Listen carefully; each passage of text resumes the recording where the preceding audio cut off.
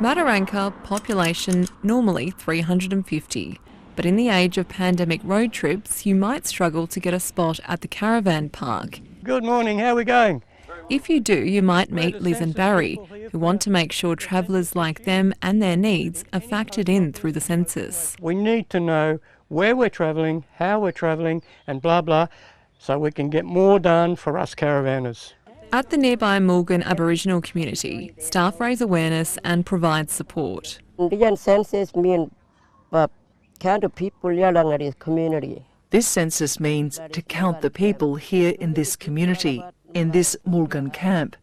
Because people don't have houses, they sleep in the bush, and they want one for themselves. That's why we're trying to count all the people. In remote Australia, where population is sparse, data and the government decisions based on it really impact people's lives. Mulgan residents need a snapshot that accurately captures the overcrowding in dilapidated housing. It really impacts them if the numbers are wrong. So if we're here to get it right, that's really going to empower the communities out here. At the last census, 17.5% of Aboriginal and Torres Strait Islander people were not counted. That's about 1 in 6. It's hoped this time around that figure will improve, with more field officers hired from within community. That's been a long-term goal of the ABS, but the pandemic and its associated travel restrictions have really pushed it along. People with local knowledge, they understand the terrain, the areas, and have a much better cultural awareness of the areas they're going into, and that always ends up with better data quality at the end of the day for us. A number of remote teams are entirely made up of Aboriginal and Torres Strait Islander people, something the Bureau says is a big step forward this year.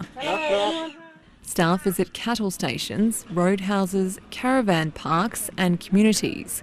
Pulling it off is a huge feat, and the little details are critically important. The sector believes that there's a massive undercount of homeless youth because they don't necessarily identify as being homeless because they're couch surfing. We can't argue for more funding for something we have no proof exists. A snapshot of Australia and hopefully everyone in it. Isabel Moussalli, ABC News.